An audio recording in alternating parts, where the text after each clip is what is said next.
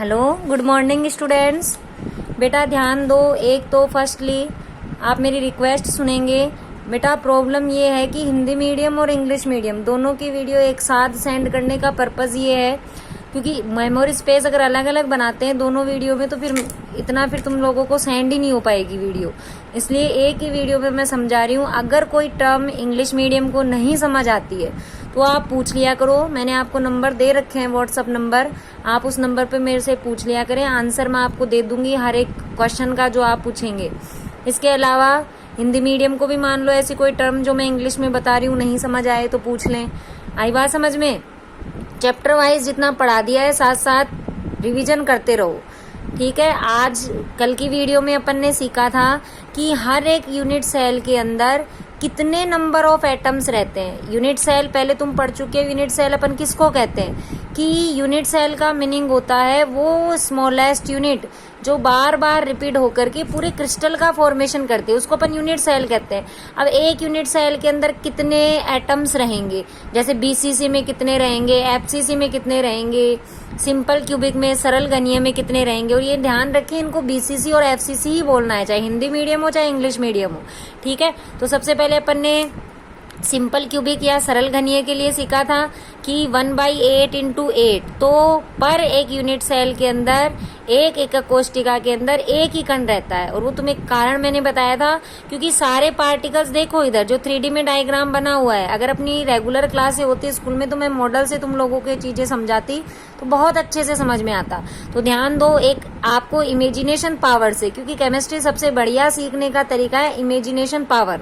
तो आपको इमेज करके देखो, इसमें स्ट्रक्चर बनी हुई दिख रही है, हर एक पार्टिकल केवल कोने के ऊपर प्रेजेंट होगा।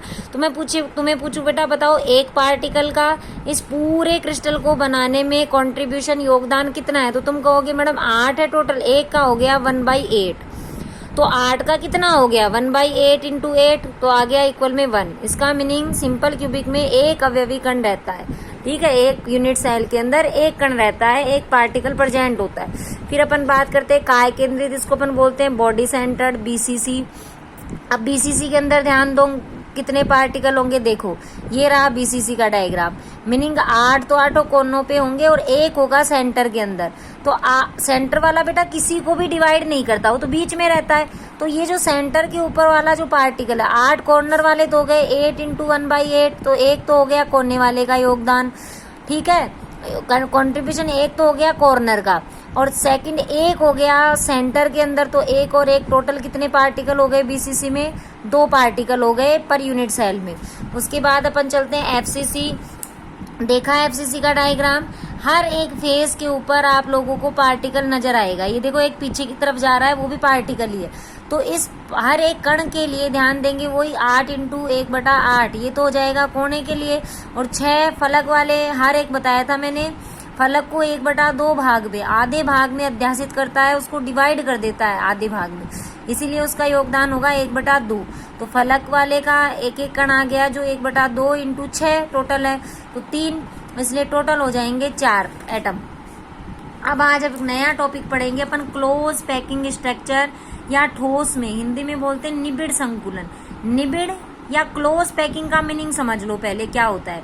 देखो जब अपन इन पार्टिकल्स को, जो कण तुम्हें दिख रहे हैं, ऐसे पार्टिकल जिनसे सॉलिड का फॉर्मेशन होता है, ध्यान से सुनो, ऐसे पार्टिकल जिनसे अपना सॉलिड बनेगा उनको आपको क्या करना है, कुछ इस तरीके से अरेंज करना है कि उनके जो किनारे हैं, उनके जो कॉर्नर है वो एक दूसरे को टच करने चाहिए।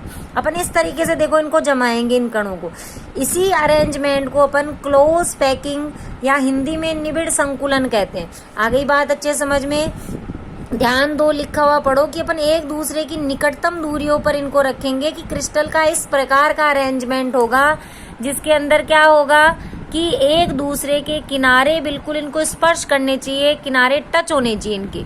आ रही है बात समझ में? देखो लिखा हुआ समझ में आ रहा है। परस्पर चारों ओर एक दूसरे को स्पर्श करते रहें, इसी को अपन निबिड़ संकुलन या क्लोज पैकिंग कहते हैं। अब ध्यान दो, सबसे पहले अब अपन ये अरेंजमेंट देखेंगे। 1D में एक विमीय का मीनिंग होता है केवल एक परत तुम बनाओगे, टच करते जाएंगे किनारे गोलोगे, जैसे दिख रहा है डायग्राम बना हुआ।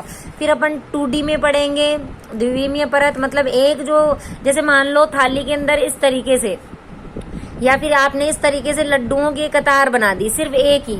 अब उन्हीं लड्डुओं के ऊपर, हलवाइयों को इनको देखा है तुमने, उनके ऊपर ही उस प्लेट के अंदर फिर दूसरी परत आ जाएगी, तीसरी, इस तरीके से 2D, फिर तीनों तरफ से 3 डायमेंशनल में भी देखते हैं अपन तो वो 3D हो जाएगी।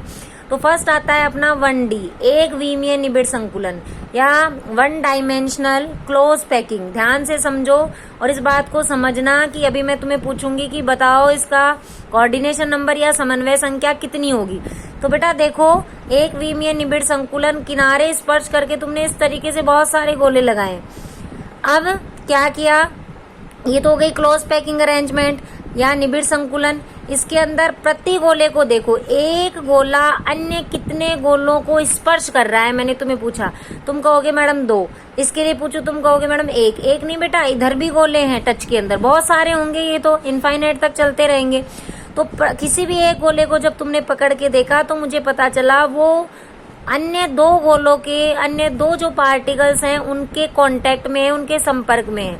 तो समन्वय संख्या किसको कहते हैं कि प्रत्येक गोला कितने निकटवर्ती गोलों को स्पर्श करता है, उसको समन्वय संख्या कहते हैं। तो बताओ एक विमीय की समन्वय संख्या कितनी होगी, तो तुम कहोगे 2 होगी।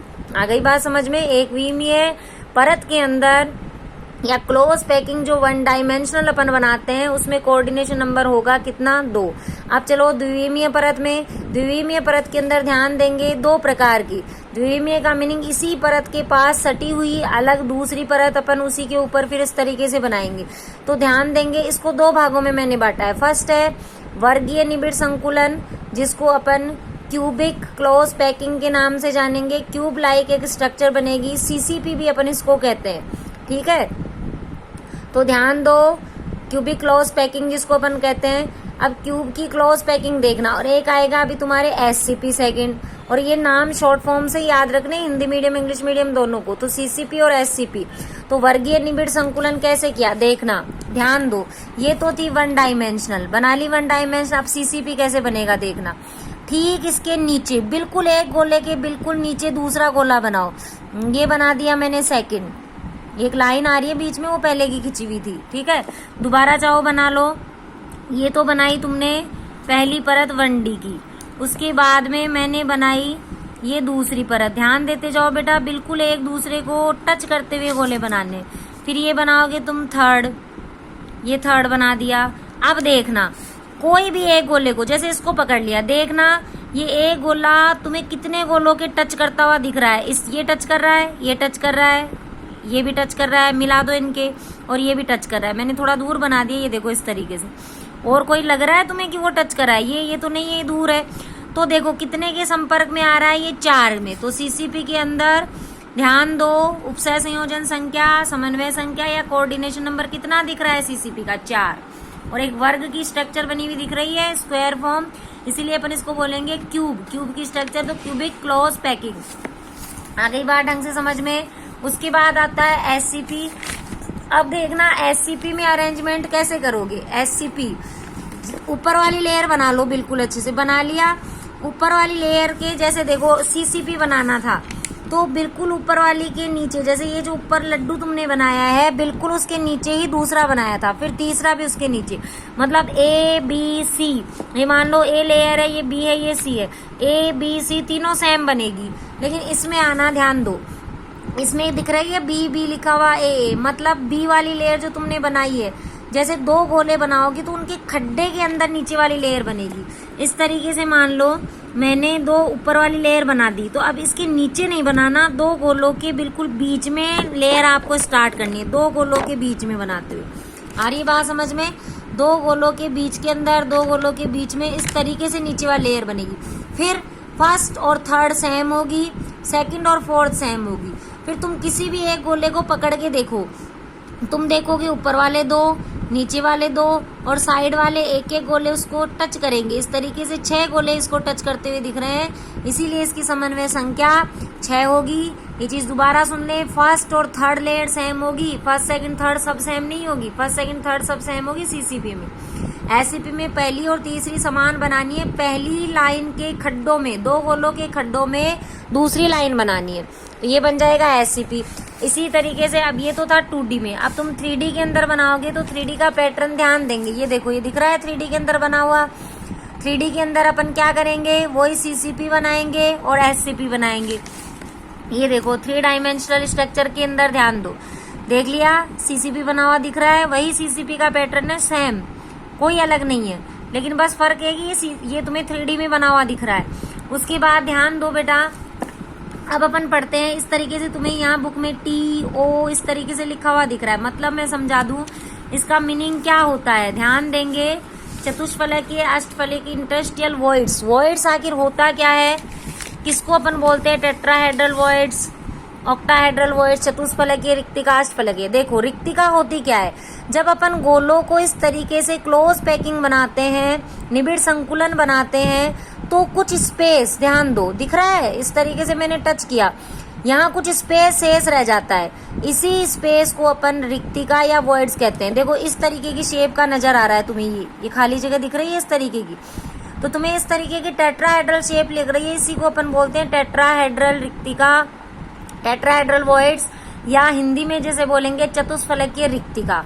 और अब ध्यान दो, जहां देखो गोलों के बीच बीच में जहां तुम्हें जगह दिख रही है, देखो T, अब इसी के ऊपर 3D के अंदर मैं एक लेयर और बना दूं, ये तो पीछे वाली दीवार हो गई, इसके ऊपर एक लेयर और बना दूं तो क्या होगा बेटा, इस टेट्राहेड्रल के ऊपर की ओर बिल्कुल एक और टेट्राहेड्रल आकर के बैठेगा इसके ऊपर। बिल्कुल देखो, जहां एक टेट्राहेड्रल दिख रहा है, एक पीछे वाली दीवार का टेट्राहेड्रल हो गया और एक ठीक उसके आगे की ओर, तो वहां बनेगी टेट्राहेड्रल पीछे, टेट्राहेड्रल आगे, तो बनेगी ऑक्टाहेड्रल वॉइड्स।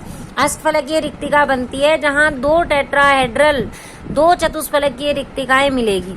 देखो जब 4 गोले मिलेंगे एक दूसरे से तो एक चतुष्फलकीय रिक्तिकाएं बना लेंगे, और इस तरीके से जब 2 छिद्र मिल जाएंगे तो एक अष्टफलकीय रिक्तिका का निर्माण होगा।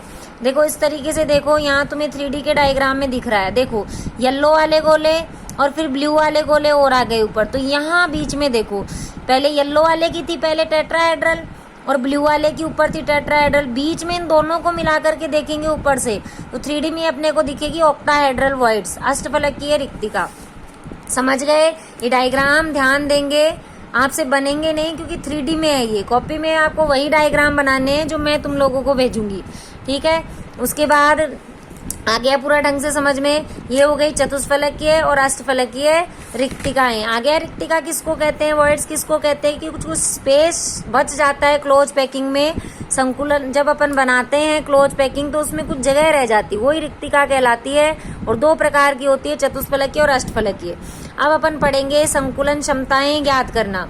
संकुलन क्षमता किस तरीके से ज्ञात की जाती है, ध्यान दो बेटा, ये अपन संकुलन क्षमता का टॉपिक कल देखेंगे, क्योंकि फिर वही चीज है कि कल की वीडियो भी बहुत ज्यादा टाइम की होने की वजह से सेंड नहीं हो पाती, ठीक है, तो इसलिए ये कल देखेंगे। Thank you.